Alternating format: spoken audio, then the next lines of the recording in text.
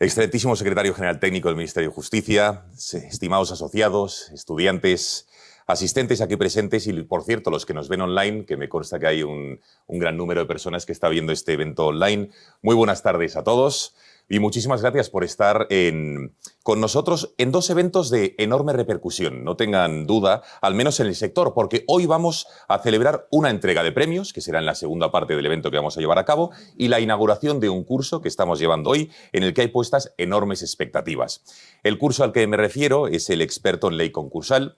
Hoy da comienzo su 19ª edición, que se dice pronto, en este mismo centro, en la Universidad de Deusto.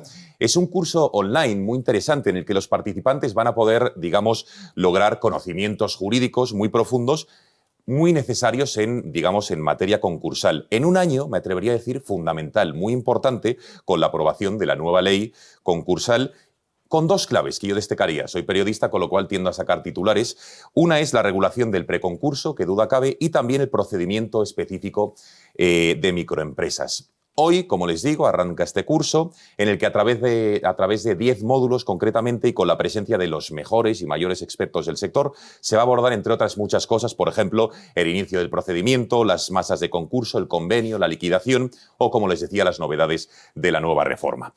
Una reforma que ya hablábamos, ¿verdad, Diego?, el año pasado en los primeros premios ASPAC a la excelencia concursal. Y si el año pasado, Diego Comendador les decía que eran unos premios con vocación de perdurar en el tiempo, que hoy celebremos la segunda edición, viene a confirmar esta vocación de estar unos cuantos años más.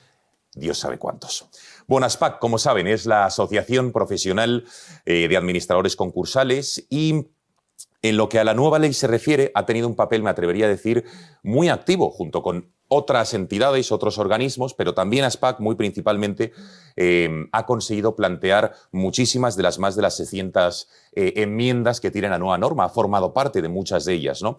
Con dos hitos muy importantes. Por ejemplo, que en la fase de reestructuración previa al concurso, el administrador concursal tenga un papel pues determinante, como tiene que ser, y también que se cuente con los administradores concursales en empresas, saben ustedes, con un pasivo no como se planteaba en un comienzo de 2 millones de euros, sino finalmente de 350.000. Pero para no entrar en detalles, porque eso ya nos lo contarán los expertos que van a hablar hoy aquí, vamos a hablar también de la figura del estatuto, que en los próximos 6 meses se tiene que desarrollar y es fundamental cómo se haga.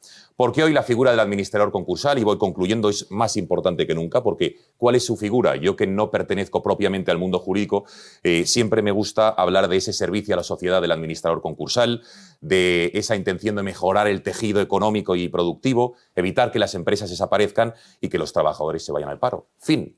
Punto final. Esto podría ser una buena definición, ¿no? Así que sean muy bienvenidos a este inicio de curso de este experto en ley concursal y a los segundos premios ASPAC a la excelencia concursal. Sin más dilación, les presento a la directora del curso, Inmaculada Herbosa, a quien ruego un fuerte aplauso, por favor. Gracias. Pues muy buenas tardes a todos. Les doy la bienvenida a este acto inaugural del experto en ley concursal, en el marco del cual, como antes se ha dicho, se entregarán los segundos premios que ofrece ASPAC. Es un placer para mí poder estar hoy en una nueva edición del experto, acompañado de todos ustedes, miembros de ASPAC, magistrados, profesores, antiguos alumnos del próximo curso, con los que hoy nos acompañan aquí, y también otros que, como sabemos, nos están siguiendo también en streaming. Además, decía que era un placer hacerlo hoy de manera un tanto especial por encontrarnos en este escenario tan distinto para nosotros, que nos acostumbramos a trabajar lejos de aquí, ¿no?, en Bilbao, en las aulas de la universidad, en su sede principal. Pues dicho esto, como también se ha avanzado, este año empezamos un nuevo curso, una nueva edición de nuestro experto, la 19ª edición. El experto es un curso propio de posgrado de la Universidad de Deusto, que lleva ya casi una década de tradición y que en su esencia, como voy a explicar después, pues sigue intacto, aunque a lo largo de los años se han introduciendo importantes mejoras. Tampoco hay que olvidar que este curso se inició en el 2004, en un momento en el que la experiencia con los cursos online o a distancia pues no era mucho. En el 2004, recién promulgada la ley concursal, en la Universidad de Deusto pensamos que sería buena idea impartir una formación online para aquellos profesionales ya especializados que trabajaban mucho, que tenían poco tiempo disponible y que quizá un curso como este pues, se podía adaptar mejor a su forma de trabajar. Y la verdad es que lo iniciamos y poco a poco fuimos cogiendo aire, como se suele decir. Llegamos a tener ediciones de 100 y pico alumnos. Yo recuerdo un año glorioso de casi 130 alumnos. Y hoy estamos aquí, ¿no? Casi llegando a la 20 edición. Lógicamente, los medios técnicos y la propia forma de enseñanza ha evolucionado mucho, de cómo era hace casi 20 años a cómo es ahora. Pero decía que la esencia, pues que sigue siendo la misma y es verdad. Tenemos unas cuantas unidades, hemos pasado de 6 a 10, con un profesor tutor responsable, con actividades que hay que hacer y además con una evaluación dura, ¿no? Antes comentaba, antes de entrar con una antigua alumna, que había que hacer muchas actividades. Y yo creo que eso es duro, pero que también aporta un sello de calidad para aquellos alumnos que realizan este curso en el mercado, ¿no? Hay muchos que se ofrecen y con la mera asistencia pues uno obtiene el diploma, pero aquí hay que trabajar de forma dura y los profesores que lo impartimos lo sabemos y eso hace que también tenga su valor cualificado, ¿no? Tengo que decir con orgullo que algunos de los que están aquí han hecho este curso. Hoy son consagrados especialistas y no puedo dejar de nombrar pues, a Amanda Cohen, a José Luis Fortea y también a Alfonso Muñoz Paredes, que tardó en confesarlo, pero no lo confesó el año pasado, ¿no? Que él también había hecho este curso. Bueno, pues esta edición, como ya hemos repetido en varias ocasiones, es la 19, es la tercera que hacemos con ASPAC. Y es la edición de la reforma, ¿no? La edición de la reforma. Como hablaba hace poco con algunos de los profesores del curso, la reforma más importante que yo creo que se ha llevado a cabo desde que se promulgó la ley originaria. Desde luego mucho más que las que han tenido lugar en el 2009, 2011 y las últimas, ¿no? De 14 y 15. Del aspecto sustantivo no me voy a ocupar, ni siquiera me voy a atrever a hacer una pequeña introducción porque tenemos aquí cualificados ponentes que lo van a hacer hoy, pero simplemente me gustaría resaltar muy brevemente también las novedades más importantes del experto. Como no podía ser de otra forma, hemos incorporado, ¿no? las adendas o las novedades de la reforma al curso. Y así tenemos una sesión introductoria con una visión general necesaria de todo el procedimiento concursal. Bueno, no de todo el procedimiento, sino de lo que se estudia debajo de lo que se denomina concursal, ¿no? Y también con las novedades más importantes que se han ido introduciendo. Además, tenemos un nuevo módulo dedicado, como también se ha dicho aquí, al preconcurso, con el inicio de comunicaciones y la reestructuración y esa parte más nueva que desarrollaremos en profundidad. Después, las lógicas novedades que se han ido introduciendo en el procedimiento concursal y otros 2 módulos nuevos relacionados con el procedimiento de microempresa y el concurso de la persona física. Todo eso hasta las 10 unidades que integran el curso. Será un año duro, intenso, pero también hemos tratado de adaptar el número de actividades para que al final sea una tarea asequible y que nadie se nos quede por el camino, ¿no? Y bueno, dicho esto, pues también quería resaltar que al curso hemos ido incorporando, y ya con esto termino, desde hace 2 o 3 años las masterclass con profesores invitados que han dado muy buen resultado y que nos permite incorporar en cada una de las unidades a magistrados, especialistas que trabajan en este ámbito para que de manera coordinada con el profesor pues den su visión sobre cada uno de los módulos. Ha sido muy buena experiencia, este año lo hemos incrementado hasta 10, las que son las unidades, y también tenemos programadas algunas jornadas presenciales como esta, que algunas harán en Madrid, otras pues seguramente las haremos en Bilbao, con tal de poder tener un contacto más directo con nuestros alumnos a pesar de que sea un curso online, ¿no? Como acabo de decir. Y dicho esto, pues poco más, ¿no? Quiero expresar mi confianza en el futuro. Han pasado casi 20 años, ¿no? Como decía, pero todavía queda camino por recorrer. Y yo creo que todos los profesores lo afrontamos con ganas, con ilusión y yo particularmente con esperanza de que entre todos podamos encontrar la mejor solución para las situaciones de crisis empresarial, como acabamos de decir, y también con la ilusión y la esperanza de que desde la Universidad de Deusto pues que podamos ofrecer la mejor formación posible para poder llevar a cabo esta meta, ¿no?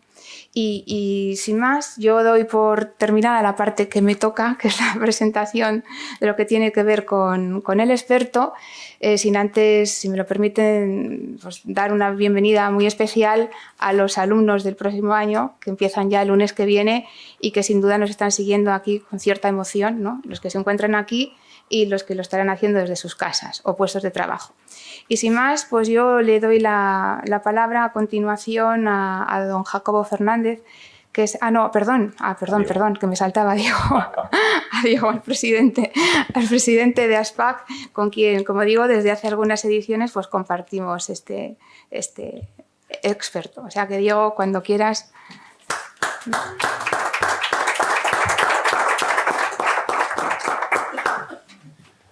Bueno, buenas tardes. Seguramente es más importante oír a Jacobo que oírlo a mí. Pero bueno, por tema de protocolo voy a decir 2 palabras muy breves. En primer lugar, gracias Jacobo, gracias Paula, gracias Amanda y compañeros por acompañarnos en este acto. Gracias también a Deusto por permitirnos, por 2 cosas. Por un lado, por permitirnos compartir el evento de la inauguración del curso de experto concursal y este espacio maravilloso que tienen, donde luego tomaremos un vinillo, que también es importante estos actos. Y gracias también a Deusto por permitirnos compartir su curso de experto concursal, curso ya acreditado, ya lo dijo Inma, 19 años, y que desde hace 3 pues, tenemos un convenio de colaboración ASPAC-Deusto. En ASPAC nos preocupamos mucho de la formación, llevamos insistiendo desde que nacimos que había que profesionalizar, había que dotar a la administración de un cuerpo de administradores concursales preparados, solventes, y la formación no cabe duda que es, pues si cabe, la primera faceta que tiene que tomar la persona. Después viene la experiencia, la práctica, pero sin formación no hay nada. Y ya vamos por el 2.º año, parecen pocos, solo son 2, pero yo siempre lo dije el año pasado, siempre me reitero, cuidado con lo que sueñas, que puede hacerse realidad. A mí mi vida, ya larga vida, porque ya tengo muchos años, se me han hecho realidad muchos sueños, ¿no? Y confío en poder vivir para verlo. El año que viene haremos el 3.º, sin duda, y ojalá, como mínimo, ya nos ponemos un objetivo, llegar a los 19 que Deusto tiene de su curso concursal. Sería una satisfacción, porque las obras, por supuesto, se sobreponen a las personas, y sería una satisfacción poder estar en los 19, por supuesto.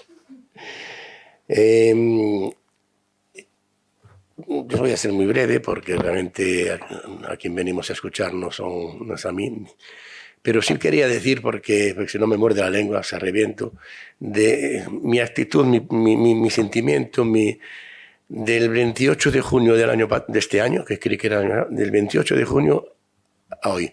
Yo el 28 de junio estaba en la ley dando una mesa redonda de estas, y empecé diciendo que estaba triste, abochornado, fastidiado, dije 6 o 7 calificativos, derrotado, que en mi carácter, que suelo ser un hombre, dicen que optimista, yo añado estúpido optimista, pero no era normal, ¿no? Y era porque el anteproyecto que se estaba manejando pues suponía la verdad que la muerte, yo me atrevo a decirlo, la muerte, la desaparición de la administración concursal, reducida a mínimos extremos. Desde ASPAC, bien, como decía Gonzalo, bien, otras asociaciones, no voy a desmerecerlas, pero tenemos que hablar bien de mi tierra, decimos falar ben do cabalo. Desde ASPAC hicimos una campaña muy intensa de reuniones con políticos, con ministerios, con parlamentarios de todos los grupos políticos, de cualquier opción, y mi percepción que tenía el 28 de junio ahora es totalmente distinta. Ahora ya vuelvo a ser el optimista que fui siempre, porque gracias a Dios y gracias gracias a lo que fuese, pero evidentemente el anteproyecto creemos que ha mejorado. Nuestra profesión ya no está muerta, está muy viva, y nos queda todavía mucho que pelear, porque el que no se pelea muere. Quiero ya ir acabando, dejando claro, lo digo siempre, que ASPAC somos, evidentemente, negarlo sería mentir, hacemos lobby, defendemos la figura del administrador concursal, pero defendemos la figura del administrador concursal como elemento sustancial de la insolvencia. Entendemos que sin un buen administrador concursal es imposible que funcione bien un procedimiento de insolvencia y incluyo la preinsolvencia, el preconcurso. Porque nuestro objetivo, repito, es defender la profesión, pero defender el sistema, porque defendiendo el sistema, defendemos la profesión, y defendiendo la profesión, defendemos el sistema.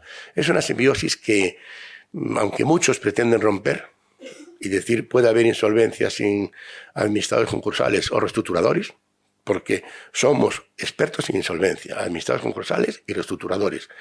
Querer romper esta simbiosis que yo creo que existe es perjudicar al sistema, y nosotros lo que queremos precisamente es colaborar con el sistema, porque como bien decía también don Gonzalo, me parece que lo dijiste, en algún sitio lo han sacado, porque lo digo siempre, defendiendo la insolvencia, que representa el 1,5% del PIB todos los años. Si las tasas de recuperación son mejores, salvamos tejido empresarial y salvamos puestos de trabajo. Y acabo ya. Vamos a escuchar a Jacobo. Y acabo, como acabó el año pasado, el premiado, dirigiendo unas palabras a la por entonces secretaria del Ministerio, que le dijo 3 peticiones. Bueno, yo no las voy a repetir, vamos, porque estamos todavía. Pero se dirigió muy serio a ella. Yo le dirijo al representante del Ministerio, simplemente, por favor. Y sé que la respuesta es que sí, o sea, pero tengo que decir la petición. Queremos estar en el estatuto.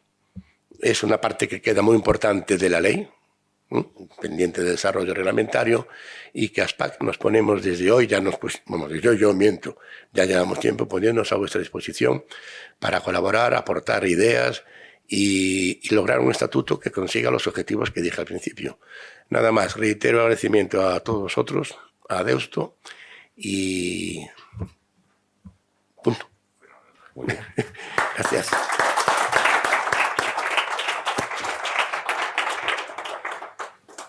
Muchas gracias, Diego. Qué importante defender la profesión y el sistema. A continuación, les presento a Jacobo Fernández, que es secretario general técnico del Ministerio de Justicia, que nos acompaña, nos honra con su presencia, es funcionario de carrera, licenciado en Derecho, ha prestado servicio en distintos destinos de la Administración General del Estado y desde el año 2011, si no me equivoco, con Jacobo, vinculado al Ministerio de Justicia, así que les ruego un fuerte aplauso para él, por favor.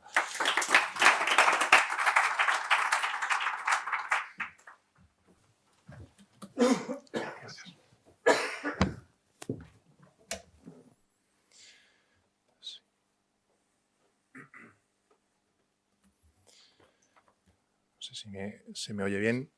Bueno, en primer lugar, quisiera agradecer y dar la enhorabuena también a ASPAC por tener la posibilidad de otra vez reunirnos.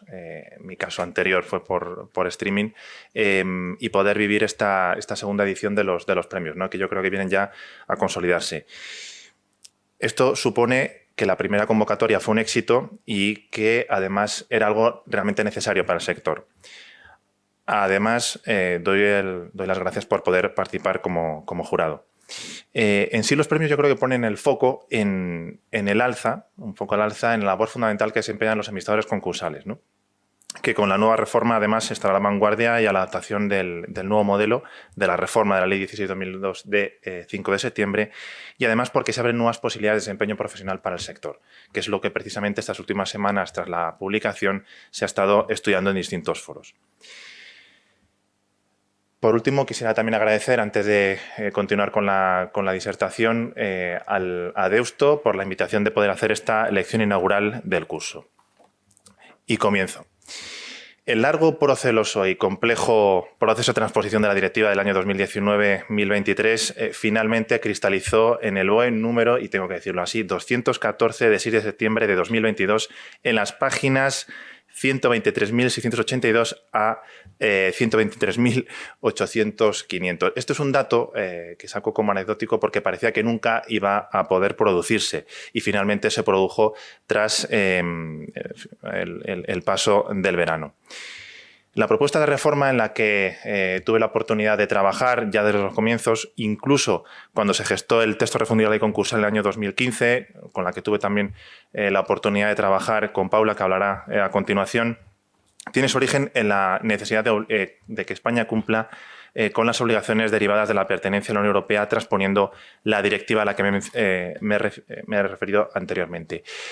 La necesidad, además, deriva del compromiso de desarrollar en España una cuestión bastante importante que se cruzó en el año 2020, derivada de la pandemia, que es dar plena aplicabilidad a la normativa de la Unión Europea y el hecho que este proyecto, y ahora ya reforma aprobada, se incluyera en la reforma 1, componente 13R1, de la mejora de regulación y del clima de negocios de los fondos europeos Next Generation. Así, de hecho, tras la publicación en septiembre de la norma, en sendas reuniones con la Comisión Europea, se trasladó el cumplimiento de los dos hitos que iban asociados a la aprobación y publicación en el Boletín Oficial del Estado de la reforma. En primer lugar, la existencia o la regulación de la segunda oportunidad y de un procedimiento especial para microempresas.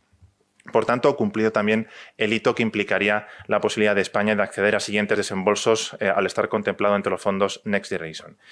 La transposición de esta directiva debió efectuarse de un modo ordenado, adaptando con eficacia su repercusión a los procedimientos concursales y preconcursales existentes.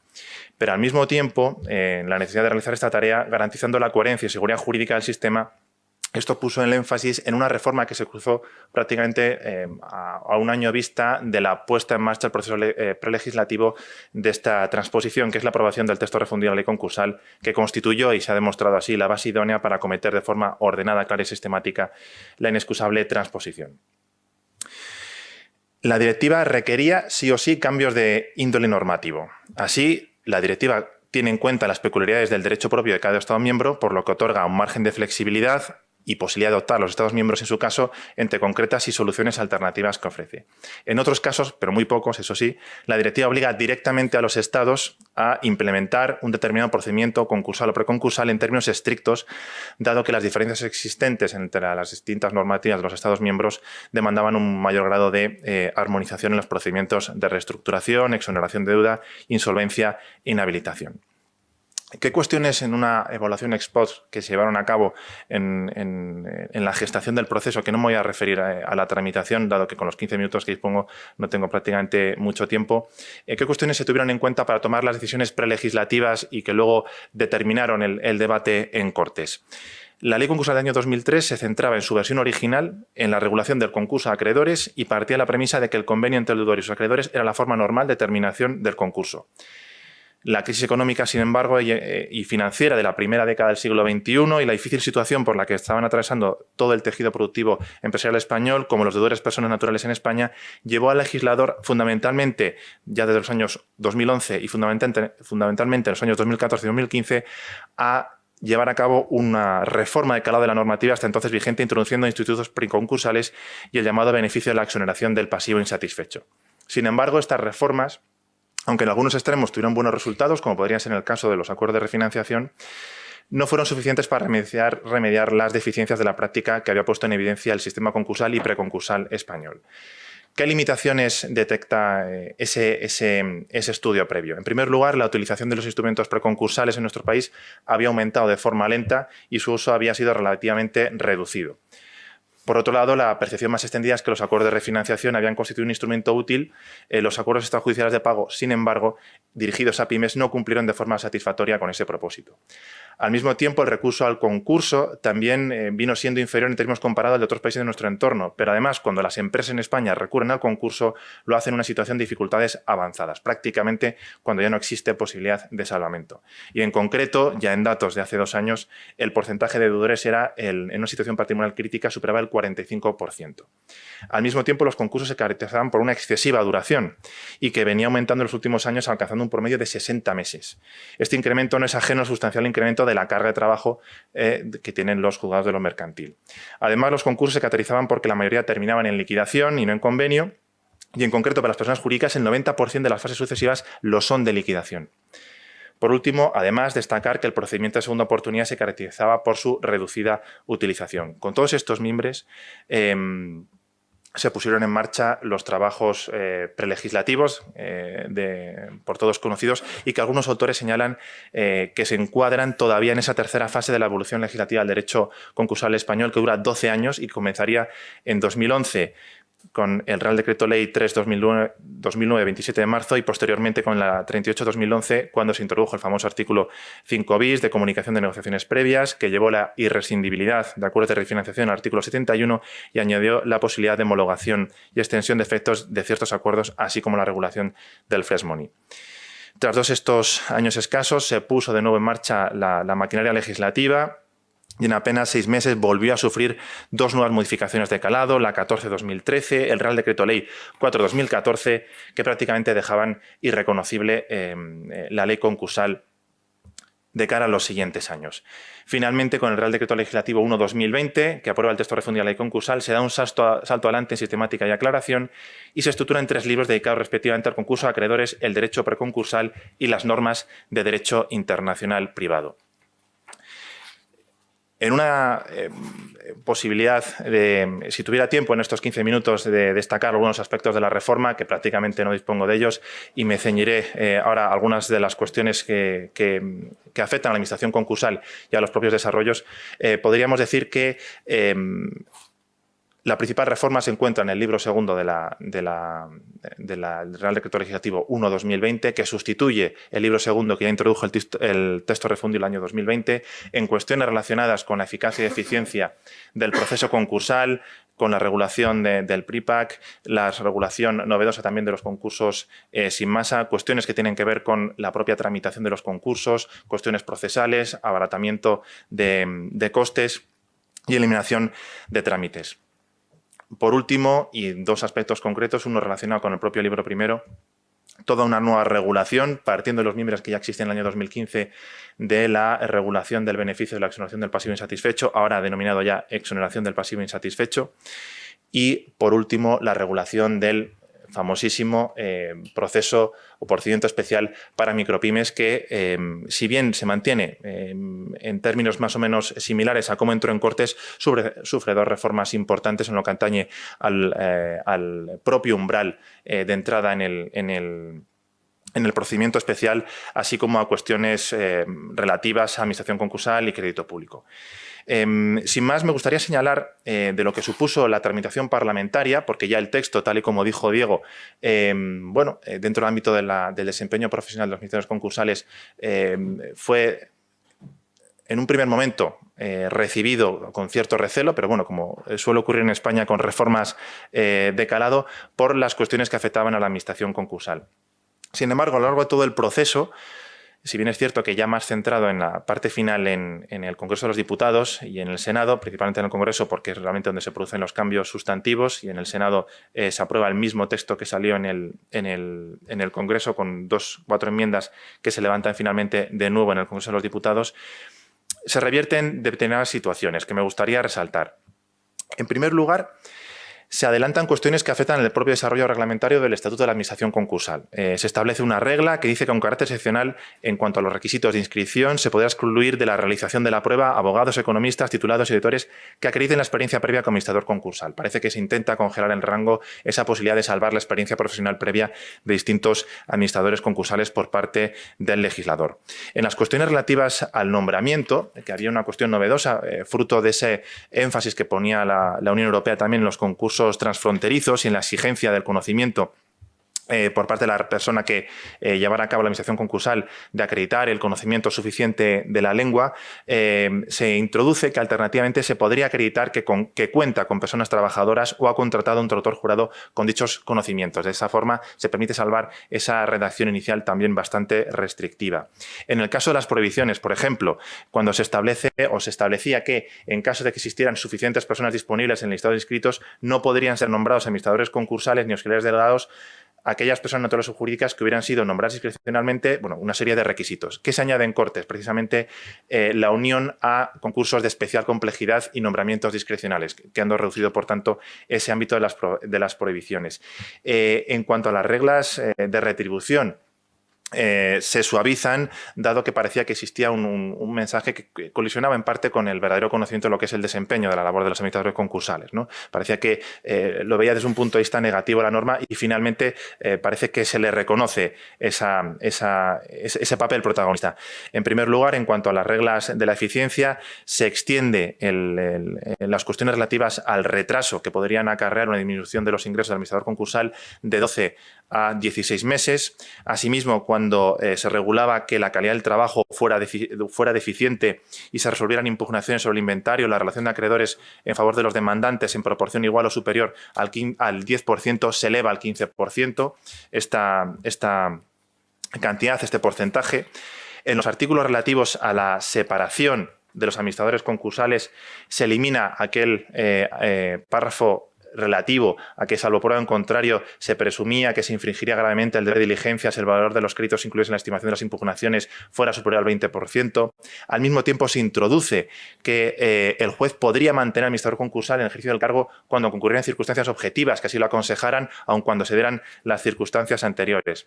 Al mismo tiempo, en lo que atañe a las reglas especiales de liquidación, que es una de las novedades de la norma, y en la que se establece que el juez, y este es el inciso que se introduce en Cortes y es fundamental, previa audiencia o informe del administrador concursal, a evacuar el máximo de 10 días, podría establecer las reglas especiales de liquidación. No tenía sentido que el juez de lo mercantil fuera el encargado de establecer esas reglas especiales de liquidación, porque siempre ha sido una labor que correspondería al propio administrador concursal. Y no solo eso, sino que se establece que, así como bien de oficio o bien a solicitud de la administración concursal, modificar las que ya se hubieran establecido.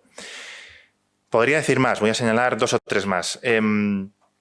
La posibilidad de presentar ampliación del informe en la fase de calificación ya por parte del administrador concursal, en la regulación de la exoneración del pasivo insatisfecho, al eliminarse y derogarse el acuerdo extrajudicial de pagos, no se introduce ninguna regla respecto al tope que existía de la retribución del administrador concursal una vez pasara de mediador a administrador concursal, con lo cual se elimina esa situación injusta retributiva.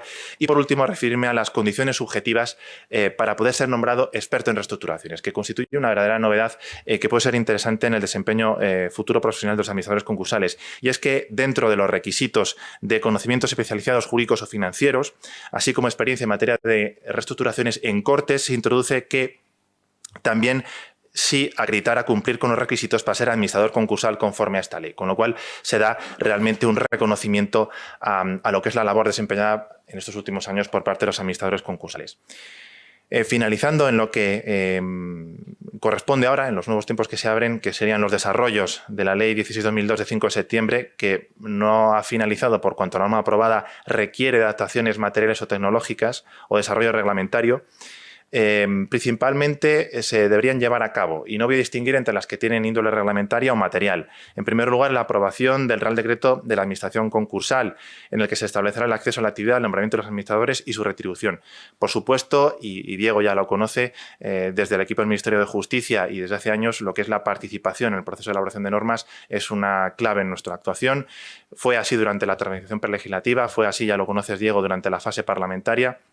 Y en el caso de la administración concursal, así es lo que pretendemos. De hecho, también será con carácter público y transparente. Nuestra intención es sacar adelante una consulta pública previa para conocer dentro de esos desarrollos por dónde estima el sector y la sociedad civil que debería el desarrollo, para posteriormente, con un texto, tener la información pública y todos los contactos que fueran necesarios. La reforma del Reglamento de Registro Público Concursal para adaptarlo a la nueva estructura, también a la existencia del portal de liquidaciones que debe estar integrado en el propio registro público, su desarrollo y mejora material.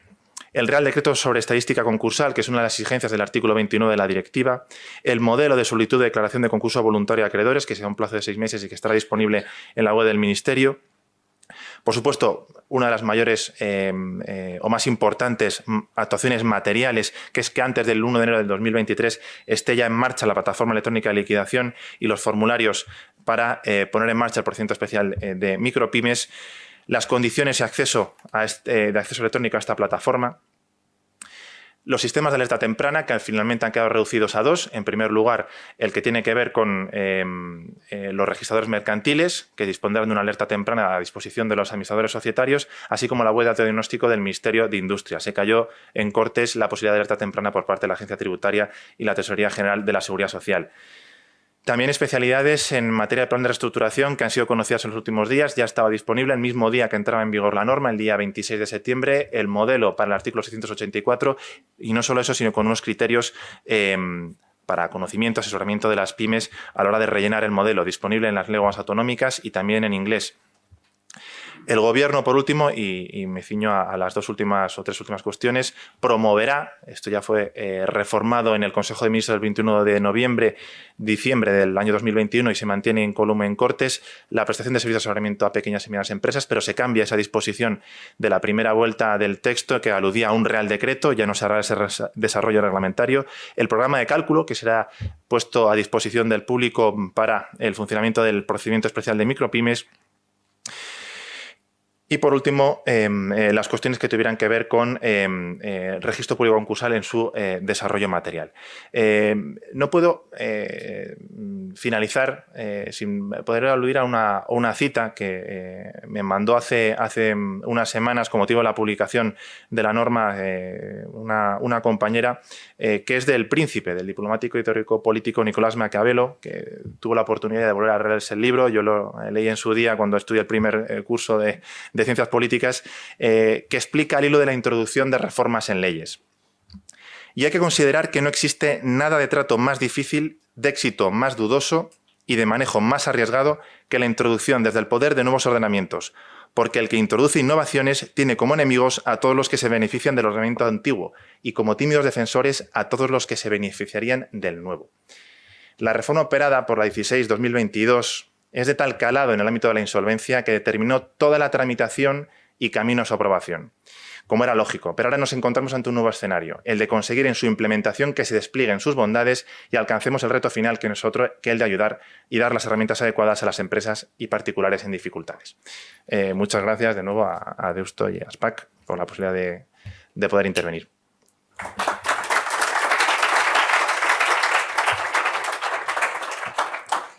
Muchas gracias, don Jacobo Fernández. Ese es el objetivo, ¿no? Ayudar a las empresas en dificultades. A continuación les presento a Paula Novo, que es abogado del Estado y jefa del área de concursal de la Agencia Estatal de la Administración Tributaria. El año pasado ya nos honró con su presencia. Volvemos a saludarla. Doña Paula, por favor. Un aplauso, por favor.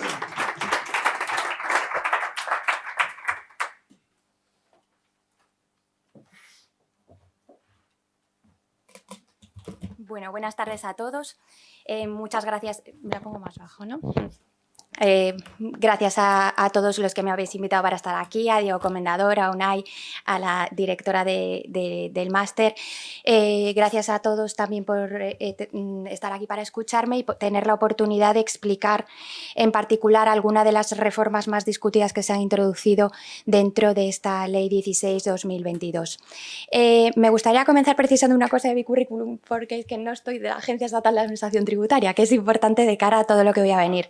Yo estoy en la Abogacía General del Estado, entonces dentro de la Abogacía General del Estado nosotros asumimos la representación y defensa de todos los créditos de la Hacienda Pública Estatal no tributarios, de todos los créditos de la Hacienda Pública de carácter patrimonial o privado y de todos los créditos que titulan las entidades del sector público que no son AGE, organismos autónomos y que por tanto no forman parte de la Hacienda Pública Estatal.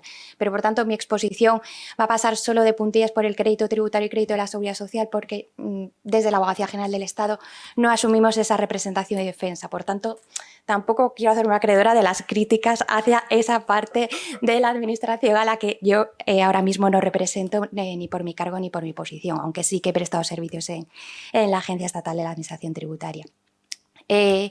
La parte de la sesión inaugural que me han encargado los organizadores es hablar del crédito público a la luz de la reforma de la Ley 16/2002. A mí me parece lo más interesante porque ya hemos tenido todos la oportunidad de asistir a muchas sesiones en las que se ha tratado este tema. Quizás abordar ese tratamiento del crédito público, pero desde la perspectiva de la disposición adicional octava de la Ley 16/2002, que es la que se refiere al régimen de recuperación y cobranza de los créditos derivados de los avales SICO.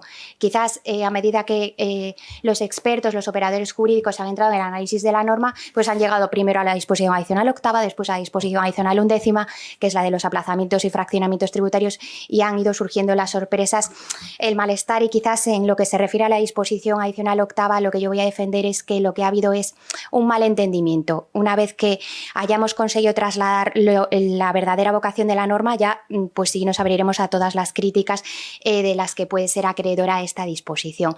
Por tanto, yo lo que me centraré es en abordar ese tratamiento del crédito público y compararlo con el tratamiento que el crédito público, porque el crédito ICO no deja de ser un crédito que forma parte de la hacienda pública estatal, recibe en la disposición adicional octava, que no hace sino actualizar y clarificar el régimen que se establecía en el Real Decreto Ley 16/2021 y en los acuerdos de Consejo de Ministros que lo desarrollaban. Quizás, aunque sea una obviedad para todos los asistentes por el nivel profesional que todos tenéis, sea una obviedad lo que voy a decir a continuación y qué es lo que se entiende por crédito público. Pero sí me parece importante porque con ocasión, sobre todo de la crisis COVID y ahora de la crisis de Ucrania ocasionada por el alza de las materias primas y de la energía, sí que han surgido una tipología de créditos públicos y una tipología de gestión de esos créditos públicos que hace necesario actualizar esa noción y explicar por qué a determinados créditos públicos se les da determinado tratamiento. Entonces, el crédito público está definido en el artículo 5.2 de la Ley General Presupuestaria y son, aparte de los tributarios, pues todos aquellos derechos de contenido económico que forman parte de la hacienda pública estatal y con dos particularidades, una de finalidad y otra de titularidad. Tienen que ser titulados por la Administración General del Estado y organismos autónomos y tienen que derivar del ejercicio de potestades administrativas. Esta definición de la Ley General Presupuestaria, el Supremo ha señalado ya desde el 2013 que es plenamente aplicable al ámbito concursal y que el antiguo 91.4 de la Ley 22/2003 pues recogía estas dos características. Por tanto, efectos concursales, crédito público es lo mismo que desde el punto de vista presupuestario. Dentro de esta definición se han aceptado sin ningún tipo de litigiosidad y sin ningún tipo de duda pues los créditos que titulan todos los ministerios, la Administración General del Estado, pero sí han surgido dudas, por ejemplo, con algún crédito como los del CEDETI. El CEDETI es una entidad pública empresarial que, por tanto, ni es un organismo autónomo ni una Administración General del Estado, pero que sí que desarrolla potestades administrativas, como la potestad administrativa de fomento, y gestiona fondos europeos. Con lo que sobre esta base de la finalidad y del interés público que subyace en esa gestión de fondos europeos, pues sí, algunas audiencias provinciales, en particular la de Madrid, sí le han reconocido sin duda la condición de crédito público con independencia de la titularidad. Y llegamos ya a lo que yo os anticipaba, que esa tipología de créditos que surgen en el contexto del derecho de emergencia que ha supuesto los reales decretos leyes que tratan de hacer frente primero a la COVID y luego al alza de las materias primas. En estos nos encontramos con tres créditos fundamentales, que son los créditos del Fondo de Empresas Estratégicas que gestiona la SEPI, la Sociedad Estatal de Participaciones Industriales. Este fondo se crea por el Real Decreto Ley 25/2020 y en el contexto de esta norma se establece expresamente que tiene la consideración de ingresos de derecho público y que se ingresarán en el Tesoro. Posteriormente, el Real Decreto Ley 5/2021 crea un fondo de análogas características, también nutrido con fondos europeos, también para facilitar solvencia a las empresas que transitoriamente carecían de ella con ocasión de la crisis, que es el FONREC, pero que gestiona a Cofides, que también es una sociedad estatal. No obstante, en esta norma no se dice que son ingresos de derecho público y sí se va a considerar que tienen la consideración de crédito no público, es decir, no estarán afectados por todas estas limitaciones que de la Ley 16/2002 resultan para los créditos públicos. Y después, y finalmente ya, pues los créditos ICO. Los créditos derivados de avales ICO se establecen por los reales decretos leyes desde el 8/2020 en adelante, se van actualizando, estableciendo primero una línea de solvencia, después una línea de inversión y luego la línea de Ucrania que reproduce tanto el tratamiento como el régimen de cobranza de los avales COVID. Y es a estos créditos ICO a los que yo voy a dedicar una especial referencia porque tanto cuantitativa como cualitativamente yo creo que van a tener un especial protagonismo en la aplicación práctica de la reforma, tanto en los planes como en los convenios, como dentro del propio libro primero, porque casi todas las empresas tienen un aval ICO en su balance. De ahí la importancia que tiene la verdadera, la comprensión, por lo menos la vocación auténtica de la norma, que es lo que se pretendía hacer con esta disposición adicional octava. Así también hemos leído todos, tanto en prensa como en los artículos que han publicado la doctrina, que el crédito público se refuerza mucho su estatuto privilegiado en la reforma 16-2022. Lo cierto es que dentro del libro primero no hay un especial reforzamiento de esos privilegios. Sí se recoge la irrescindibilidad de determinados actos, pero que son tendentes a regularizar deudas derivadas de delitos fiscales.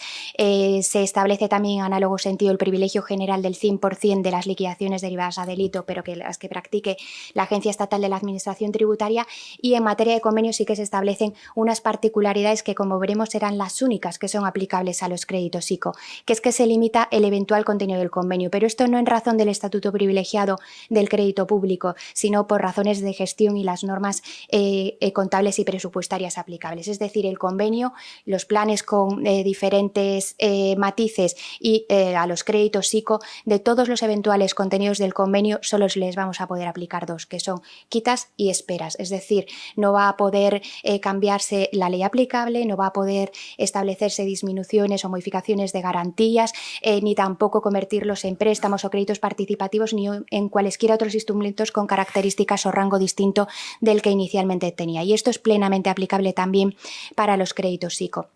Así también, y en relación con la exoneración de pasivo insatisfecho, ya se ha visto que se establecen limitaciones. Con carácter general, el crédito público no es exonerable. Se establece una excepción para los créditos cuya gestión recaudatoria corresponde a la Agencia Estatal de la Administración Tributaria, hasta 10.000 euros, y los de la Seguridad Social en análogo sentido, pero esta limitación, ni la primera ni la contraexcepción, son aplicables a los créditos derivados de avales ICO. Es decir, la pérdida del estatuto privilegiado de los avales ICO hace que sean plenamente exonerables, y lo son sin limitación ni cuantía. Es decir, los créditos derivados de avales ICO, toda vez que el deudor cumpla los requisitos establecidos en la norma, pero con los requisitos me refiero a que no esté incurso ninguna de las prohibiciones que establece la ley, pues podrá ser su crédito totalmente exonerable en pie de igualdad con el del resto de acreedores privados. En relación al libro segundo que nos encontramos, hay que distinguir dos momentos, el de la suspensión de ejecuciones y el del contenido del plan. ¿Qué ocurre con la suspensión de ejecuciones? Pues también, como decía Diego Comendador, de lo que entró en el Congreso a lo que salió también va un abismo, y también de lo que llegó al Consejo de Estado a lo que salió, con lo que sí que va a resultar afectado el crédito público, tanto en la suspensión como en el contenido del plan de reestructuración.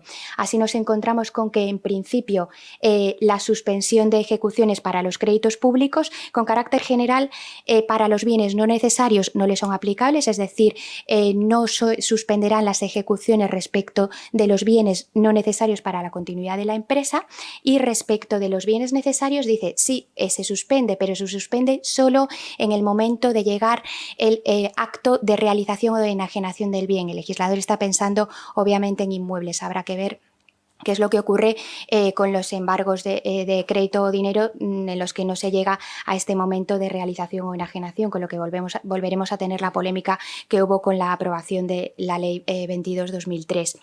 Y en relación con el contenido del plan de reestructuración, se establece tanto requisitos para que el crédito público resulte afectado, como unas particulares limitaciones del contenido del plan en que dice cómo va a poder ser afectado ese crédito público. ¿Cuándo vamos a poder afectar el crédito público? Pues la norma establece dos requisitos fundamentales. El primero es que el deudor que pretenda reestructurar un crédito público tiene que estar al corriente en el cumplimiento de obligaciones tributarias y de la seguridad social. Y en segundo lugar, que los créditos no pueden tener una antigüedad superior a 2 años computado, establece la norma, esta antigüedad conforme al momento del devengo con arreglo a la normativa tributaria y de seguridad social. Y una vez que cumplan estos requisitos y que el crédito tributario pueda involucrarse en la reestructuración, pues aquí ya no cabe ni como el 318 siquiera, no caben quitas y solo caben esperas. Las esperas son también las que establece la norma. Aquí sí que la agencia tributaria pues establece un paralelismo concursal y extraconcursal. Los plazos son los mismos de la disposición adicional 11ª, que sustituye el 62 de la Ley General Tributaria. Entonces, los plazos serán 12 meses cuando no haya un aplazamiento o fraccionamiento previo, 6 meses si hay un aplazamiento o fraccionamiento previo, y en todo caso, estos créditos tienen que estar satisfechos en el plazo de 18 meses.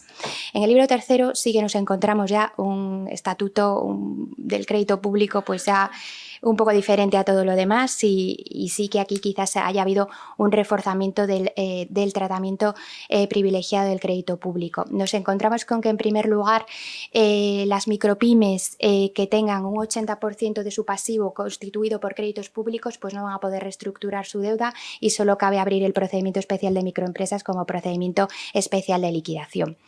En segundo lugar, en principio, en materia de suspensiones, se aplica íntegramente las normas del libro segundo en cuanto a las suspensiones. Por tanto, en principio y en teoría, pues se suspenderían las ejecuciones sobre bienes necesarios, y las ejecuciones sobre bienes no necesarios pues se suspenderían solo en el momento de la realización o enajenación del bien, pero con una particularidad.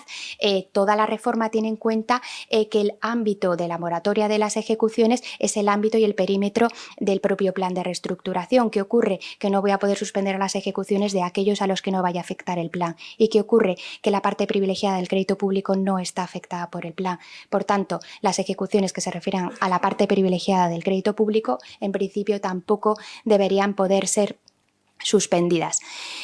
Además, sí que se establecen otros privilegios que están a medio camino entre privilegios procesales y materiales en relación con el acceso al plan de continuación, y así se establece que tampoco podrán poder quedar afectados los créditos públicos por el plan de continuación, pues en primer lugar, si el deudor ha incumplido el deber de solicitar el concurso en el caso de sobreseimiento general del artículo 214 de la ley. Por tanto, si estuviera incumpliendo obligaciones tributarias o de seguridad social de los últimos 3 meses. Y también esto es más formal y procesal, si omite su obligación de comunicar a la Agencia Estatal de la Administración Tributaria y a la Seguridad Social que ha iniciado la comunicación de negociaciones con sus deudores sin comunicarlo en tiempo y forma a estas administraciones. En tiempo será las 72 horas que marca la ley, y la forma pues a través del formulario normalizado que se apruebe por cada una de las administraciones. También se establece finalmente otra pauta más en relación con, hay un requisito más a la hora de la homologación, y es que se establece que para poder homologar el plan de continuación en el contexto del libro tercero, el deudor también tiene que estar al corriente en el cumplimiento de obligaciones tributarias y de seguridad social. Si no está al corriente en el cumplimiento de obligaciones tributarias y de seguridad social, no es solo que no se pueda homologar el plan, que no se puede homologar, sino que se abre inmediatamente el procedimiento especial de liquidación.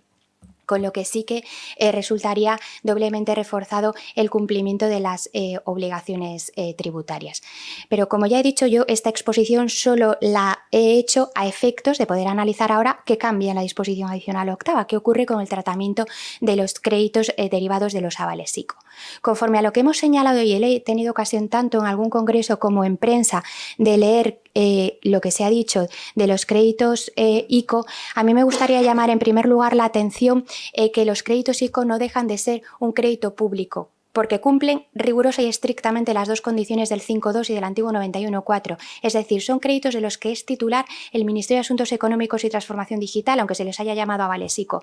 Se les llama avales ICO porque la gestión se ha encomendado y mandatado por el propio Real Decreto Ley, la gestión se encarga el ICO, pero la titularidad de los mismos es del Ministerio de Asuntos Económicos y Transformación Digital, es decir, Administración General del Estado pura y dura. Además, ¿de dónde vienen estos fondos? Estos fondos, obviamente, como son titularidad del Ministerio de Asuntos Económicos, pues están consignados en presupuestos generales del Estado, pero es que esos presupuestos generales del Estado se nutren a estos efectos de fondos europeos. Los avales ICO se han concedido bajo 2 regímenes de ayuda, que es otra cosa que no tenemos en cuenta, el régimen de ayudas de Estado.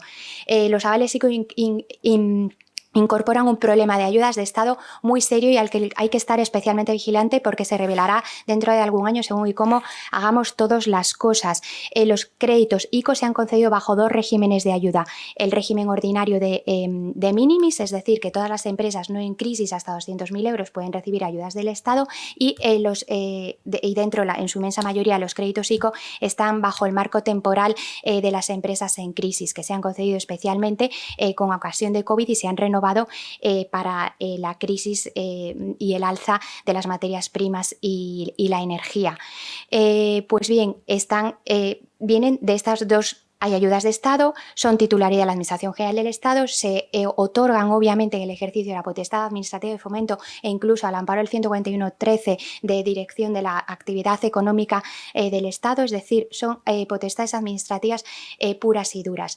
Se confunde también que el crédito público no deja de serlo aunque se despoje del estatuto privilegiado, es decir, tradicionalmente al crédito público se le ha dotado de un estatuto privilegiado por el principio de indisponibilidad que subyace en el tratamiento de estos créditos. Este principio de indisponibilidad se predica de todos en la Ley General Presupuestaria y en la Ley General Tributaria respecto del crédito tributario, y ese principio de indisponibilidad es el que está también en la base del derecho de abstención de la hacienda pública. ¿Cómo se han configurado los créditos ICO por el legislador? Pues se han configurado como créditos que no dejan de ser públicos, pero a los que sí que se ha querido despojar de ese estatuto privilegiado para asimilarlos a los créditos ordinarios, atribuyéndoles la consideración de crédito financiero.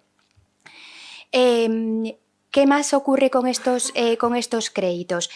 Lo que ocurre y lo que vamos a tratar de analizar es comparar la disposición adicional octava con el régimen anterior a la Ley 16/2002 y con las modificaciones que os he ido señalando dentro del libro primero, libro segundo y libro tercero a la luz de la Ley 16/2022.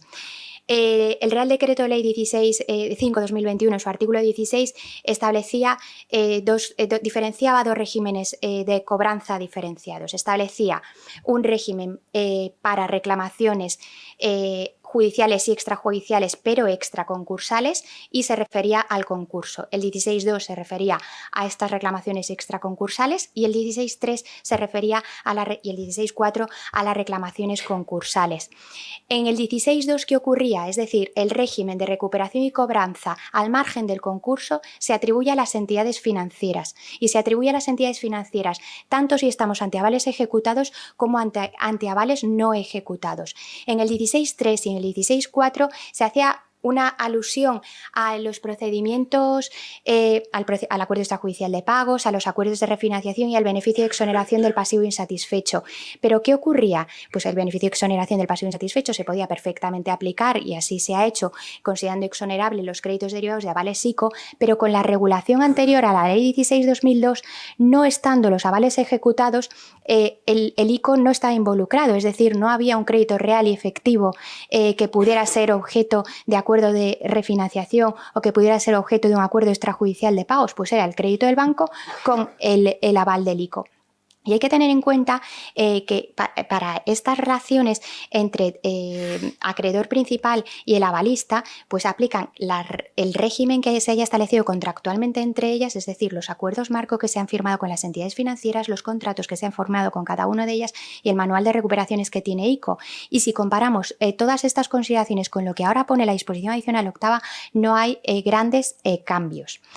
¿Qué dice ahora la disposición adicional octava? La disposición adicional octava lo que trata en primer lugar es de clarificar el régimen jurídico vigente. Entonces, en relación con las reclamaciones judiciales y extrajudiciales extraconcurso, está vivo el artículo 16 de la Ley 5/2021, por tanto corresponde a las entidades financieras. Téngase en cuenta que también que se continúan en vigor los acuerdos de Consejo de Ministros que desarrollaban este artículo 16 del Real Decreto Ley 5/2021. Y a estos efectos, y para poder valorar si se ha producido un empeoramiento del régimen o un reforzamiento del estatuto privilegiado o alguna suerte de privilegio que se ha atribuido a estos créditos, hay que tener en cuenta fundamentalmente los dos acuerdos de Consejo de Ministros que son de 12 de mayo del 21. Uno es el que aprueba el Código de Buenas Prácticas al que se podían adherir las entidades financieras, y otro es el que desarrolla el régimen de cobranza. Y veremos qué es lo que se ha mantenido de estos dos acuerdos de Consejo de Ministros. ¿A qué aplica la disposición adicional octava? Pues los apartados segundo, tercero y cuarto son los que establecen ahora el régimen aplicable a la cobranza preconcursal y concursal de estos créditos derivados de avales ICO. Es decir, son los que tendremos que tener en cuenta en los planes de continuación, en libro segundo y en libro primero con los procedimientos concursales ordinarios o tradicionales que hemos venido estableciendo. Fuera de los procedimientos concursales y preconcursales, para los extraconcursales, como ya digo, es el mismo régimen anterior, con el mismo régimen de autorizaciones que ya había y que está previsto en estos dos acuerdos de Consejo de Ministros, autorización por la Agencia Estatal de la Administración Tributaria. Es decir, en este ámbito no hay ninguna novedad. En relación con los libro primero, libro segundo y libro tercero. El libro segundo, ¿qué ocurre? El libro segundo lo que hay que tener en cuenta es, una vez más, la naturaleza del crédito. Si el aval no está ejecutado, nos encontramos con un crédito de titularidad de la entidad financiera que tiene un aval público. Si el crédito está ejecutado, el crédito es que es del Ministerio de Asuntos Económicos y Transformación Digital, porque ya se ha ejecutado el aval y se ha subrogado en la posición acreedora como consecuencia del pago. ¿Qué hace la disposición adicional octava? Pues que, aun en estos casos de aval ejecutado, lo que hace es que la representación y defensa del crédito derivado del aval ICO, como el ejercicio del derecho de voto, se lo atribuye a la entidad financiera, pero es un voto que ejerce por representación, es decir, lo ejerce en nombre y por cuenta del Estado. Entonces, obviamente, el Banco Santander no puede decir el sentido del voto del Ministerio de Asuntos Económicos, porque lo ejerce por representación. Tendrá que preguntarle a la Agencia Estatal de la Administración Tributaria, pero por remisión del artículo 10.3, al que también hace referencia en la disposición adicional octava, cuál es el sentido del voto que quiere ejercer. ¿Por qué hablamos ahora también de autorización? En libro segundo sigue hablando voto, pero en libro primero se cambia el régimen de voto por el régimen de autorización también. En libro primero, ¿cuál es la particularidad? Aquí sí que va a haber siempre un crédito del Ministerio de Asuntos Económicos y Transformación Digital con independencia de que haya habido ejecución o no del aval. ¿Y por qué? Porque se establece la subrogación ex lege. Es decir, la mera declaración del concurso produce la subrogación del Ministerio de Asuntos Económicos. ¿Y esto qué significa la subrogación? Pues que el Ministerio pasa a ser titular de un crédito real, efectivo y exigible, que tendrá que reconocerse así a su favor en el informe de la Administración concursal y que en caso de convenio vota el Ministerio. Es la que decide el sentido del voto, digamos, porque ya no hay, porque no vota. Porque una vez más, la adhesión a la propuesta de convenio se atribuye a la entidad financiera para que ella ejerza la representación y defensa de la totalidad de la operación. Pero por la parte de que es titular el Ministerio, una vez más, y obviamente tiene que pedir autorización. ¿Por qué decimos que no se empeora el régimen? Porque mínimo lo mantiene y segundo lo mejora. ¿Y lo mejora por qué? Porque hasta ahora con el régimen de voto, en la medida en que la agencia tributaria no podía emitir dos votos, porque no podía haber un voto separado por su crédito tributario, por el resto de los créditos públicos y otro por el crédito derivado de los avales ICO en los que ya estaba subrogado el Ministerio, no podía votar y los criterios y los principios que la agencia determinaba para votar su parte de crédito tributario en convenio, que nunca votan, porque sabemos todos que nunca votan, arrastraba a la parte de crédito ordinario y no podíamos establecer una separación de votos. Es decir, la agencia no podía votar por el ICO y por su crédito tributario o el resto de acreedores públicos. Por eso es necesario establecer un régimen de autorización, porque votará la entidad financiera en nombre y por cuenta propia y en nombre y por cuenta del Estado con la autorización de la agencia en la parte del principal avalado en la que sea subrogado el Ministerio de Asuntos Económicos. Y en libro tercero no se establece este régimen de subrogación, por lo que una vez más habrá que distinguir según que haya o no aval ejecutado. Si hay aval ejecutado, el banco vota en nombre y por cuenta del Estado. Si no hay aval ejecutado, necesita la autorización de la agencia, pero porque se trata de un crédito público, porque se trata de una ayuda de Estado, de la que hay que hacer un seguimiento y por tanto es necesaria la autorización de la agencia. Entonces, a la luz de todo lo expuesto, ¿podemos decir que se ha empeorado el régimen y que el régimen de autorización es un reforzamiento del estatuto privilegiado? Pues no supone en modo alguno un reforzamiento y no lo supone porque la entidad financiera es que vota en nombre del Estado y, por tanto, será el Estado el que tenga que decir el sentido del voto, y porque se unifica el régimen de voto y autorización por el de autorización a efectos de que se pueda separar el sentido del voto que corresponde a los créditos derivados de avales ICO y al resto al voto que corresponde al resto de créditos que titula la Agencia Estatal de la Administración Tributaria. Por lo demás, ninguno de los preceptos que hemos señalado del libro segundo, ni la suspensión de ejecuciones, ni el eventual contenido del plan en relación con las esperas y las quitas, es decir, el eventual contenido de los planes de reestructuración para los créditos ICO podrán ser quitas y esperas, pero esperas sin limitación alguna. No son estos 12 meses y 6 meses para el resto de crédito público. Son las esperas que se pacten con el resto de acreedores involucrados y que autorice la Agencia Estatal de la Administración Tributaria.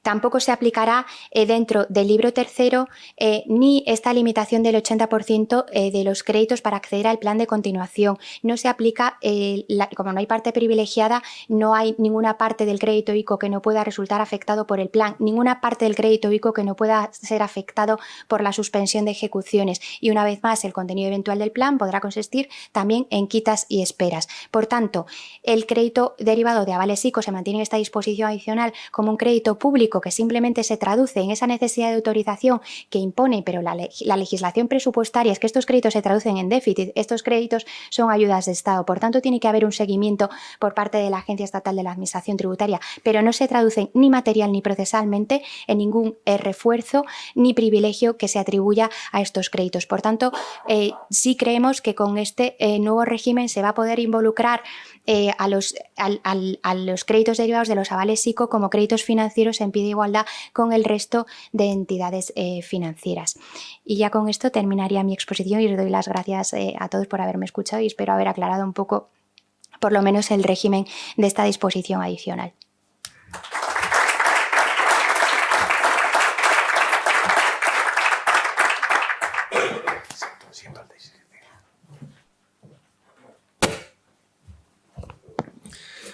Muchísimas gracias, doña Paula Novo, abogado del Estado, y que es un muy buen cargo y lo vamos a dejar ahí. Disculpa al decirte antes. Bueno, vamos ya con uno de los momentos más esperados de la tarde, la entrega de premios. ¿Por qué surgieron estos premios? Déjenme en 20 segundos explicarles por qué surgen estos premios a la excelencia concursal. Pues ni más ni menos que para poner en valor a las personas, a los despachos, a las instituciones que trabajan en el sector de la administración concursal. Pero estos premios no se podrían haber llevado a cabo, y esto sí que es importante decirlo, sin el apoyo del Ministerio de Justicia y con la colaboración de IAG Auction Group, que es la empresa española más grande, digamos, en subastas online de activos, y también con la colaboración de Mercadeuda. Es una empresa dedicada a la compra de derechos de cobro de compañías que se encuentran, digamos, en situación de liquidación. Así que, en nombre de ASPAC, muchísimas gracias a ambas. El objetivo del primer premio de la tarde, vamos ya con él, el premio a la mejor pieza periodística. El objetivo de este premio ha sido galardonar, en este caso, al periodista o a los periodistas que más han impulsado a través de su trabajo diario para el conocimiento de este sector y de su valor para la sociedad y para la economía. Queremos agradecer en primer lugar a los 7 miembros del jurado por la apretada deliberación, me han dicho, que han llevado a cabo para decidir el finalista y el ganador, que son los premiados del día de hoy, pese a que ha habido 5 candidatos al premio a esta mejor pieza periodística, pero 2 son los uno es el finalista y uno es el ganador. Los 2 candidatos al premio a la mejor pieza periodística son Irene Cortés, periodista, redactora jurídica del Confidencial, por el artículo Aluvión quiebras a la vista. Las empresas se preparan para el fin de la tregua concursal. Y el segundo candidato es Luis Javier Sánchez, periodista en Economist and Jurist, por su artículo en junio del mes pasado, escrito en el periódico El Confidencial, La reforma concursal llega al Pleno del Congreso con severas restricciones de acceso a la segunda oportunidad. Y el finalista al premio a la mejor pieza periodística es para Irene Cortés, del Confidencial, y entrega el premio Rubén Barriocanal, director general de Mercadeuda, a quienes les ruego un fuerte aplauso y que suban ambos, por favor, a... Muchas gracias, Gonzalo. Bueno, buenas tardes a todos, a los presentes, a los que nos siguen por pantallas. En primer lugar, y antes de dar el paso a la verdadera protagonista del premio, quería agradecer a Deusto, a SPAC, en concreto a Diego, por hacernos partícipes de esta celebración. Y bueno, paso un poco a contaros quién es Irene, ¿no? Irene, como veis, pese a su insultante juventud, tiene una trayectoria bastante brillante a lo largo de estos años. Ha publicado en medios como, corrígeme si me equivoco, en El País, 5 Días. Actualmente es redactora jurídica del Confidencial, ¿verdad? Y bueno, yo creo que ya sin mayor dilación la podemos dar paso.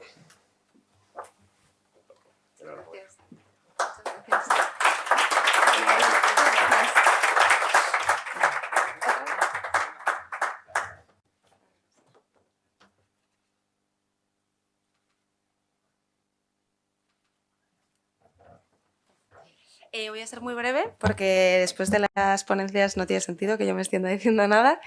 Quería empezar dando las gracias a los miembros del jurado porque realmente es un honor este premio y sobre todo con los compañeros con los que se presentaban a esta candidatura y realmente es un honor para mí recibir, aunque sea el reconocimiento de finalista. Y luego también quería dar las gracias a la SPAC por el hecho de que existan estos premios y que les estén dando continuidad. Creo que es muy positivo que se esté premiando la difusión de información, sobre todo de una figura como es el concurso de acreedores en un contexto como el actual, que bueno, que os voy a contar, ¿no? Creo que en los próximos años yo voy a tener que escribir mucho más sobre esto y vosotros vais a tener que trabajar mucho con esta herramienta, ¿no? Y luego ya para acabar quiero agradecer a mi periódico, al Confidencial, por la apuesta que están haciendo por la información jurídica especializada. En la sección llevamos 2 años y realmente es cierto que es una apuesta muy buena, pero también nace de un interés de todas, pues, de los propios lectores, ¿no? Que realmente los temas legales interesan y los temas concursales, debo decir, interesan muchísimo. Así que nada, muchas gracias por este premio y oye, a seguir con este trabajo.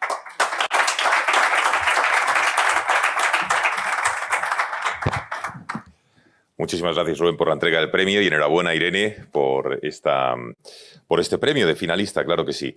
Bueno, y el ganador de estos segundos premios a la mejor pieza periodística, en este caso es Luis Javier Sánchez, que es periodista de The Economist and Jurist, y entrega el premio a Alex Muné, que es COO de IAG Auction Group. Un aplauso, por favor.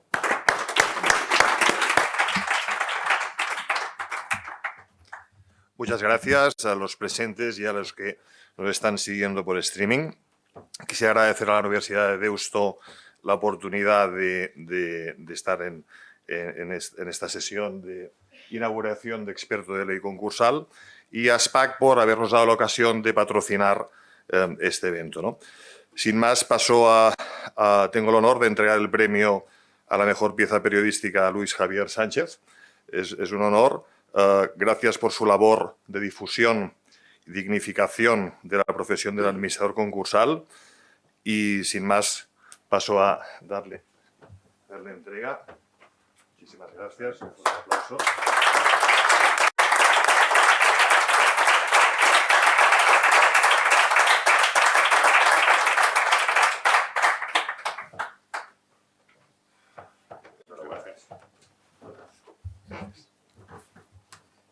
Muy buenas tardes a todos. Bueno, después de las intervenciones del excelentísimo señor secretario general técnico, don Jacobo Fernández y doña Paula Novo, es evidente que va a hacer falta administradores concursales, ¿verdad? Entonces quiero en primer lugar saludar a todos los que nos están escuchando, también a SPAC por la organización de este evento y agradecer, bueno, en mi caso ha habido un cambio de medio, ya sabéis cómo somos los periodistas, ¿no? Que vamos donde más nos pagan y donde mejor nos cuiden. Bueno, broma aparte, agradecer a Carlos Berbel en su momento por la apuesta que hizo por el periódico, por ese periodista en el que pasé 6 años. Nosotros estuvimos trabajando prácticamente durante el último año en el tema concursal.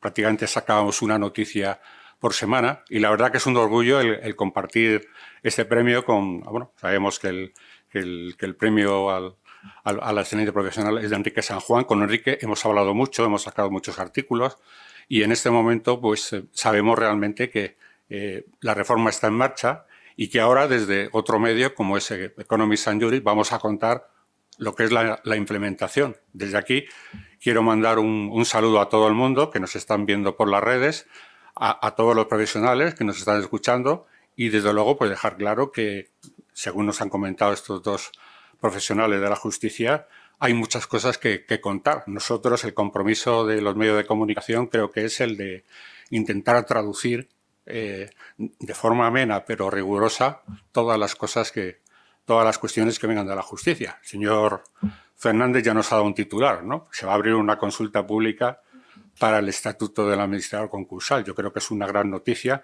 como también doña Paula Novo nos hablaba hoy de los créditos. Ayer nuestro periódico hablaba del problema de los avales. Un problema en el que hay ahora mismo una plataforma de afectados que no saben qué va a pasar, si van a tener que devolver el 100% o el 20% de los avales. Entonces, es muy importante que ustedes, vosotros, los que dedicáis al mundo concursal, os deis cuenta que los medios de comunicación estamos a disposición y nuestra labor es el poder contar. Yo creo que aquí se ha hablado de muchas cosas y, desde luego, si ya la implementación de la reforma ha sido importante, ¿no? Y la verdad es que ha suscrito ríos de tintas. Ahora, desde luego, el poner en marcha todo lo que se ha comentado, lo que ha comentado el señor Fernández como la señora Paula Novo, pues va a hacer que los periodistas estemos encima de los temas, ¿no? Por lo demás, gracias por el premio. La verdad es que no tenía previsto, os lo comento como anécdota, no tenía previsto presentarme, pero hubo una persona que me insistió, ¿no? Una persona que está en esta sala, que no revelaré su nombre, que me insistió. Y bueno, al final presentamos 6 piezas. Hemos intentado, y yo creo que un esfuerzo de democratizar y de difundir lo que es el tema concursal, hacerlo, sé que, y de hecho, pues a veces se nos acusa a los periodistas de gacetilleros, ¿no? Porque dicen, bueno, esta gente no entiende de estas cosas, pero yo creo que la labor de los medios tiene que ser un poco traducir lo que ustedes, los que vosotros, como juristas, pueden hacer, ¿no? A partir de ahora, pues podéis leer en Economics and Juris. Hoy hemos sacado una pieza relacionada con una empresa, bueno, hemos sacado esta mañana, ¿no? Sobre el tema de la figura del experto en administrador concursal, ¿no? Entonces, a partir de ahí, quedamos a vuestra disposición y la verdad que es un honor y, por supuesto, compartirlo con periodistas como Irene, que desde luego, pese a su juventud, es una profesional de primera fila. Muchas gracias y perdonad la extensión, ¿eh? Gracias.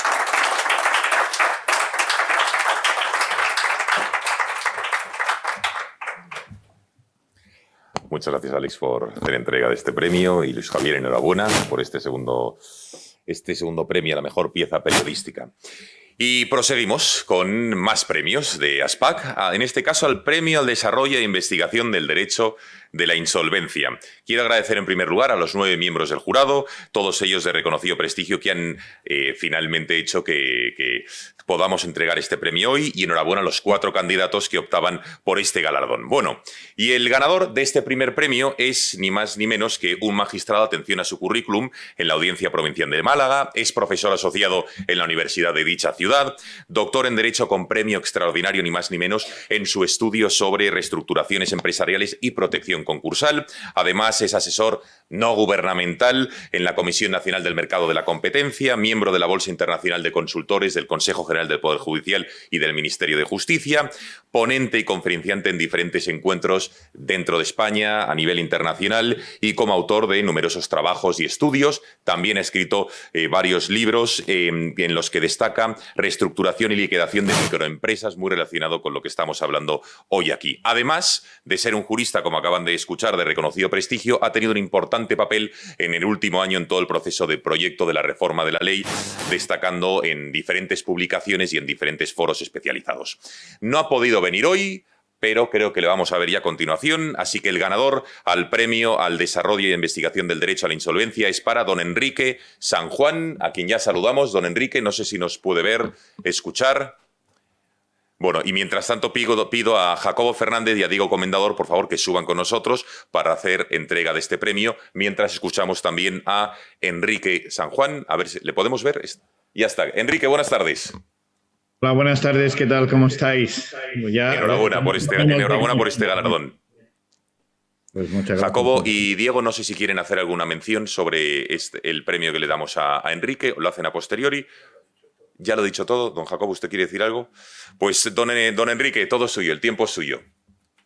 Muy bien, pues muchas gracias. En primer lugar, siento no poder estar. Un problema de fechas y de agenda me lo han impedido, pero bueno, hemos podido solucionarlo más o menos con el tema de esto de Internet. Quiero mandar un saludo muy fuerte a SPAC, a Paula también, que estará por ahí, que no he podido verla también porque me encuentro en un curso, pero en cualquier caso, como nos conocimos a todo el mundo, pero en particular por el trabajo que han realizado, y Luis Javier, con quien hablo mucho y seguiré hablando para intentar mejorar, dándole mi enhorabuena. Para mí es un honor recibir esto, pero fundamentalmente sabiendo, y no es una falsa humildad, que en el año anterior había una compañera, que es Ana Belén Campuzano, que yo creo que se merecía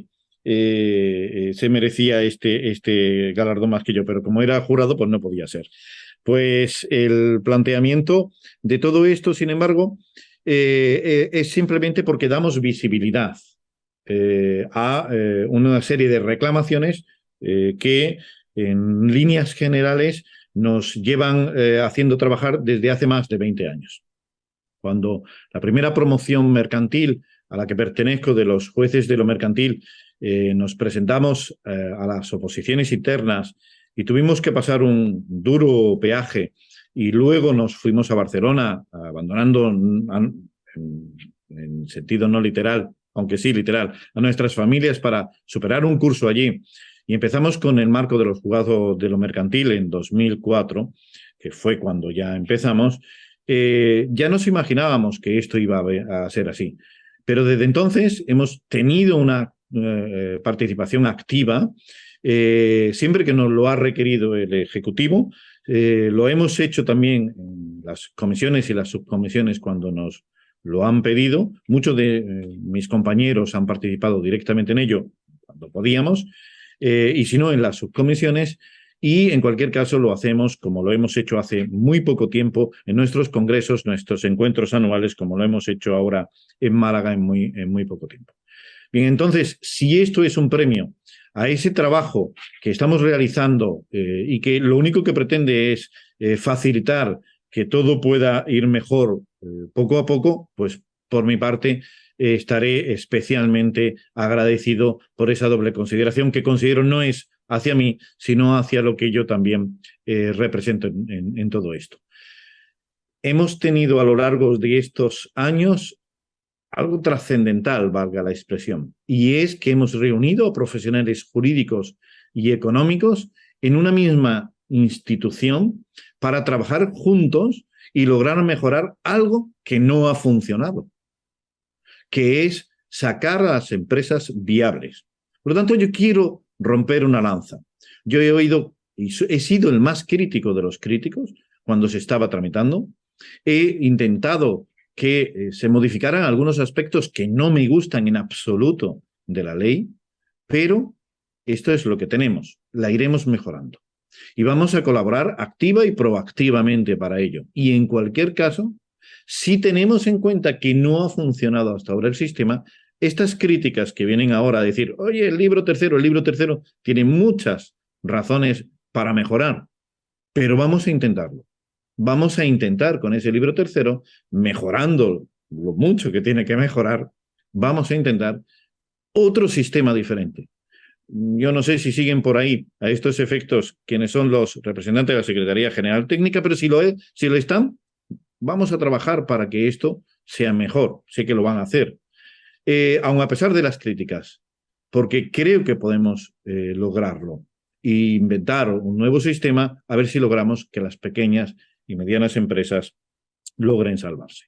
Es evidente que dentro de este mundo, ASPAC representa a una serie de profesionales. Yo conocemos a muchísimos de ellos, porque trabajamos diariamente con ellos. Y sabemos que tenemos la suerte de trabajar con personas que están formándose continuamente. De hecho, creo que es la rama de la especialización, esta y la de tributario por otras razones, que más se forman.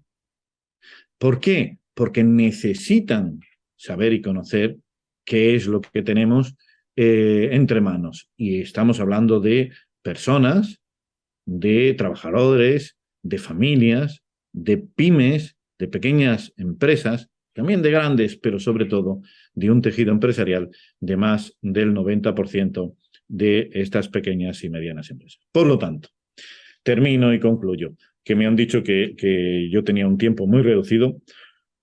Desde la crítica más constructiva, ahí me tenéis. Yo soy muy activo en las redes, como sabéis. Desde la crítica más constructiva, ahí me tenéis.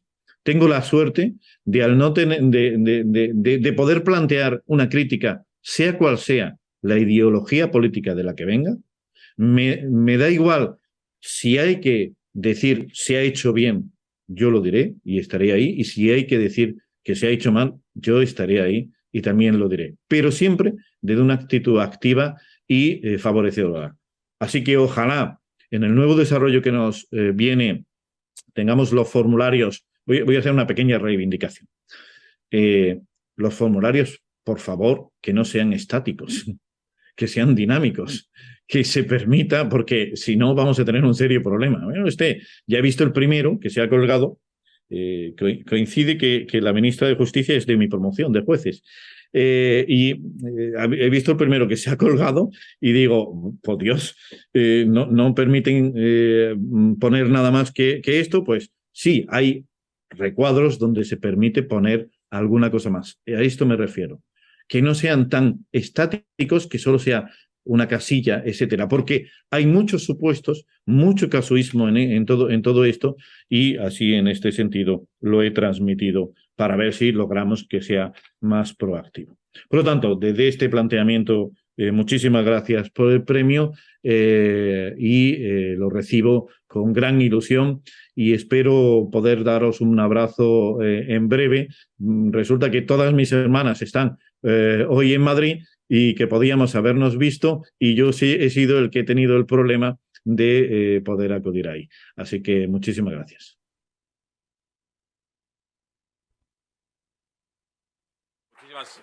Muchas gracias, Enrique. Le ruego que aguante un momento ahí. Vamos, Diego, si te parece, sube con nosotros para hacer la entrega. Vamos a hacer una fotografía del premio, vamos a mostrarlo. Enrique, ¿usted nos está viendo? ¿Nos puede ver? Sí. ¿O no? Pues vamos a enseñarlo, así enseñamos el galardón. Jacobo, por favor, si también es tan amable de subir con nosotros y así hacen... Diego, el galardón será de oro o algo así, ¿no? Sí. Diego, Jacobo, poneros aquí si queréis, justo debajo para que os hagan la foto con Enrique de fondo. Si quiere usted coja este dato. Por altura. Usted coja este y Diego, si quiere este. Y así. Bueno, que como nos diga el fotógrafo. Ahí está, gracias.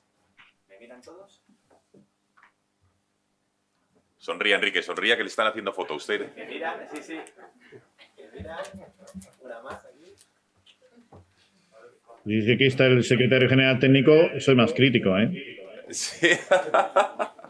Bueno, pues tiempo ahora para inmortalizar, si les parece, lo que han sido estos segundos premios SPAC a la excelencia. Así que, por favor, Inmaculada Herbosa, Diego Comendador, por favor, quedéis aquí, Jacobo Fernández, Paula Nuevo. Bueno, todos los que han salido, por favor, si pueden volver aquí para hacerse la fotografía e inmortalizar estos premios y este inicio de curso.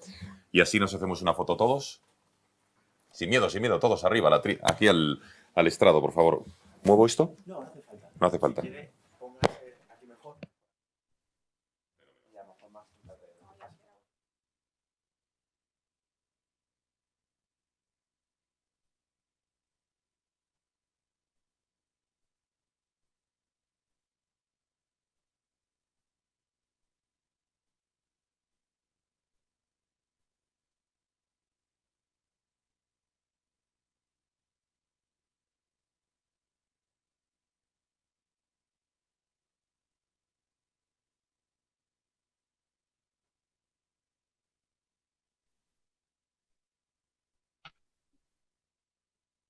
A todos por la presencia en esta inauguración de este curso experto en ley concursal.